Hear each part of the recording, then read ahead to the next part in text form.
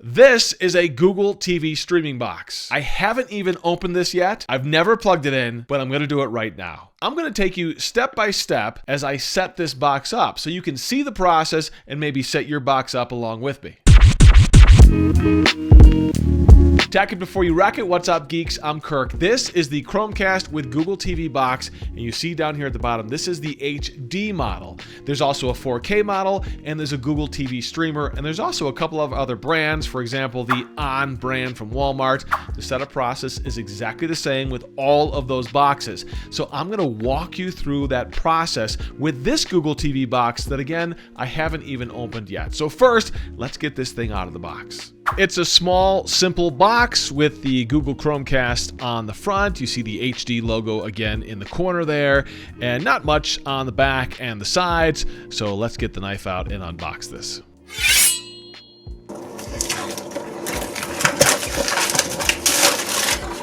Once you pop it open, you've got two sections here. As you can see, you've got the streamer on the left and the remote on the right. With this model, they do include a USB to USB-C cable. On this model, they do also provide a USB power cube, which you may not need if your TV has a USB port with power on the back of it. Finally, you've got a couple of AA batteries. Always nice to see those included here in the box. Now, this is your Google remote. If you've ever used a Google TV device before, you'll probably recognize this.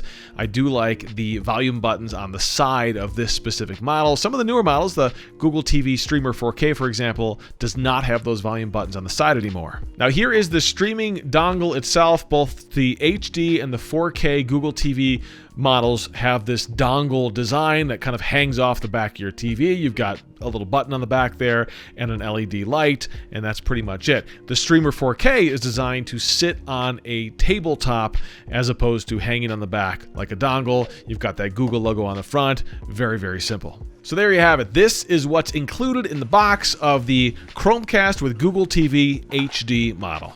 All right, so now that I've got the Google TV fresh out of the box, again, this has not been plugged in. This is exactly what you'll experience if you plug a Google TV device in for the first time. So let's take you through that process as I'll plug this guy in and power it up. All right, so there we go. We've got the initial boot screen with the Google TV logo on it there, as now we know the dongle is correctly connected to the TV and powering up. Okay, first step is that it wants me to pair this with my remote. Of course, this is the remote that came inside the box, and it's saying to simply press the home and the back keys together. Now, I need to put the batteries in first, so I'm going to go ahead and grab the battery pack that came with the remote, this one right here, and put those inside the remote. Both batteries go in the same way, the flat spot on the bottom, the positive terminal up towards the top. It's not so easy to do this when I'm showing it to the camera, but you get the idea. So now the light on the remote will turn on. I didn't even have to press the buttons. It immediately recognized it. The check mark turned green. So that process should be almost self-explanatory. It should really do it itself. And now you can see the remote is actually working. So I'm going to choose English for my language. And now it's saying you can set this up with the Google Home app. So if you have the Google Home app, that is definitely the easiest way to do this. I'm not going to do that today because I think that's maybe a little bit cheating, although I would encourage you to use the app. It'll walk you through the whole process. You literally download the Google Home app to your phone, and then it'll ask you when you go into the Home app to scan the QR code. It'll walk you through the whole process with your Google account. I'm going to go ahead and use the down button where it says set up on TV instead. That way I can show you what it's like setting it up on the TV if you don't have the Google Home app on your phone. So let's go through the process now. I'll hit the down button. Again, the option is to set up on TV instead. It says it may take longer and it does require typing with your remote. That's okay. Okay, so the first option is going to be to connect to your Wi-Fi network. You'll want to go ahead and find your Wi-Fi network, select it, and you'll have to enter your Wi-Fi access code. Okay, now it's connecting to my Wi-Fi. Of course, your code's going to be different. Your Wi-Fi network will be different. But once it's connected, it'll tell you that it's ready to go. And now it'll start talking to the Google servers. I'm guessing there will likely be an update since this one has actually been in my possession for months now. And I'm just opening it up. So I'm assuming there's some new software. And here we go. Exactly as I thought. Downloading system update right now. You can see it says the system update version there. And it's already beginning to install that system update. update. So we're going to let this go through the process. This is the July of 2024 update, so I'm not sure how long this might take, but I'm going to go ahead and speed this up for you. So it's going through the reboot process. There still may be more updates to go, but we're just going to kind of hang on and wait this one out. Okay, it's booted back up and took us right to this login screen. So you're gonna have to have a Google login. And if you already have Google Home set up or you already have some Google accounts, you'll wanna make sure you use the right one here, because if you wanna control, for example, the Google Home stuff on your TV, or maybe you have some movies that you've purchased via Google account, you gotta be using the same Google account as those purchases are on, or your Google Home devices are set up on. So in my case, I've got a Gmail account. I'm gonna go ahead and log in. Okay, it may ask you for two-step verification. In this case, it's telling me to go to my Google Pixel 7 Pro, which is right here, and check for a notification, essentially asking for it to confirm that I am in fact trying to log in. And you'll see that that request is right there on my phone. Confirm whether it's you trying to sign in. So I'll go ahead and confirm that. Okay, here we are. Once it confirms my account, it's going to ask me to accept the terms of service, which is simple enough. Do you agree to the legal terms? You should probably read through that if you want to agree to that. Also, do you want to agree to allow Chromecast to gather information, diagnostic information? Do you want to use your location? Generally speaking, most people are going to hit accept and move forward through this menu. Okay, so this is an option asking if you want to allow Google to search across all your TV apps. Now, why this is important is if I search for a TV show or a movie, I want it to show me results from all the apps I use. If I use Netflix and YouTube TV and Hulu, yes, I want it to be able to search those apps as well and give me results that make sense, so I can click on those results and jump right into the app where I have access to that content. So yeah, generally speaking, you're going to want to allow this. It is going to share your requests with your TV apps. Essentially, Google's saying, we've got to talk to your apps and your apps need to talk to us in order for this to work. Is that okay with you? So most people will want to select allow unless you have a specific reason to say no. So voice match means that it will only understand your voice. It matches your specific voice. And the reason this is important is because if you're trying to unlock specific content or requests or information using the voice remote, where you can talk into the remote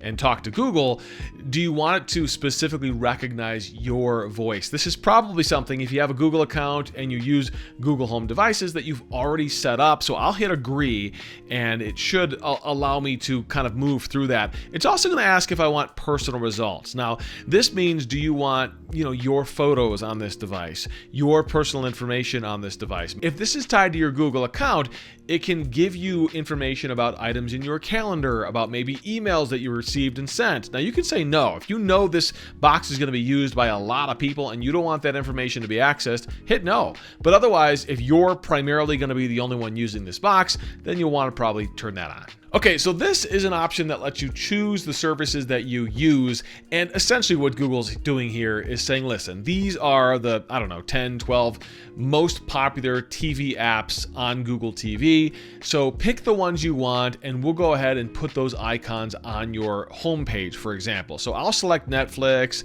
What else do I use? I use YouTube TV, I use Prime Video, I use Sling, I have YouTube Music, I also have a Philo subscription, and I think that's it. So I will hit confirm, and it should, again, automatically place those icons on my home screen. It doesn't necessarily install those apps. Sometimes the icon's there and you click it, and then it'll have to install that. We'll take a look at that in a second, but it'll likely put those icons in place so that you can easily access those apps without having to go into the App Store later and track them down. So now it's asking me to set up my remote. So what this means is that this remote, of course, controls the Google box primarily, but on the side, you've got two volume buttons. It's kind of like the volume buttons on the side of your phone. And you also have a power button on the bottom of the remote. See that power icon? That's your power button.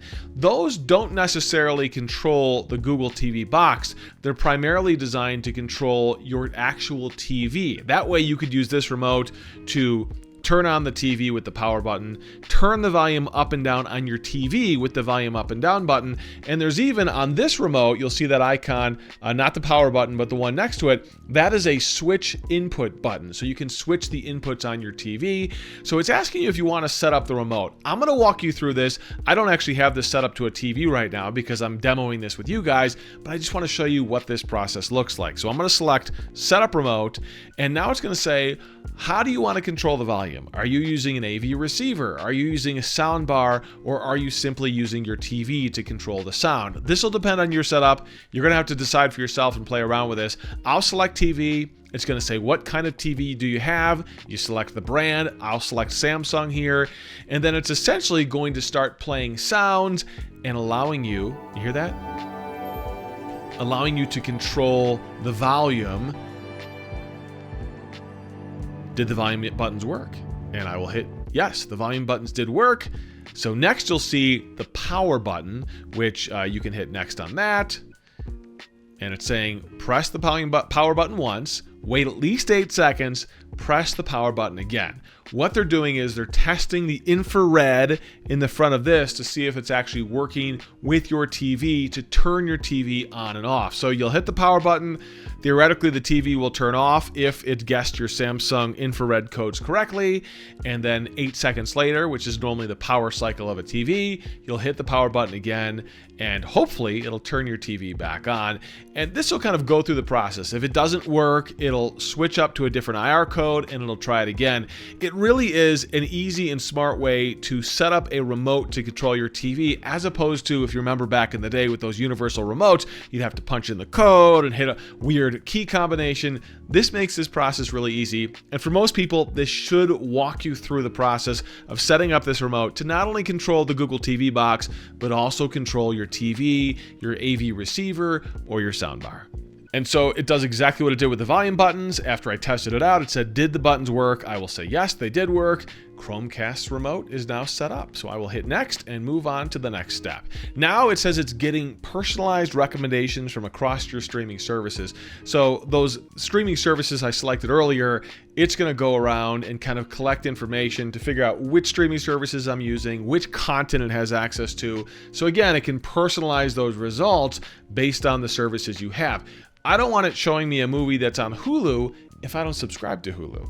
I don't want it showing me a TV show that's on YouTube TV if I don't pay the 80 or 90 bucks a month for YouTube TV. So that's why personalized results are so important based on the streaming services that you have, you use, and you pay for.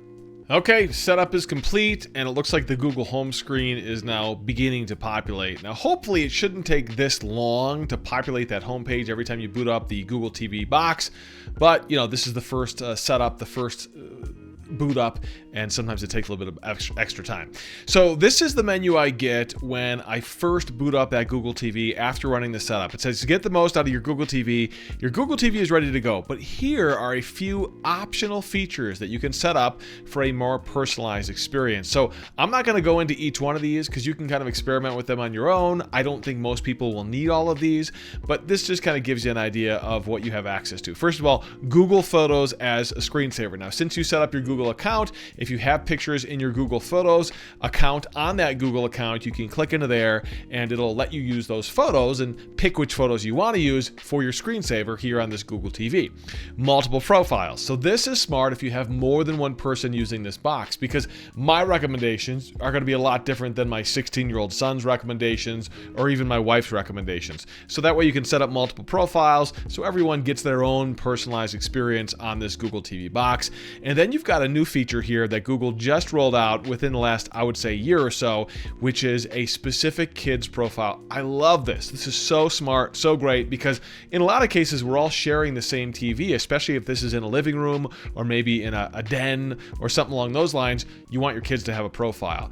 And this gives them different access to different content, of course, filtered content. You can see it says create a profile for your kids, including family-friendly recommendations and, more importantly, parental controls. So you can decide which pieces of content or which apps, for example, your kids have control of or access to, and you can really control that. That's important. So again, depending on your situation, you might want to jump into those and set those up. I'm going to go ahead and go to the bottom and select Go to Google TV, which should take me right back to the home page. Now, I've used Google TV before, and if you've used Google TV before, you'll notice that your homepage is going to be set up based on kind of some of your preferences before, but if not, you'll probably get a very generic kind of default setup, and you can go in here and start playing around with that. Remember I told you about how it won't necessarily install all of the apps? So what it looks like is it did install Philo, for example, because I selected that. YouTube Music is installed, YouTube TV is installed. If I go over here, I've got Netflix and Prime Video. So it did install the apps that I selected, but you'll notice it still has icons for the ones that I didn't select.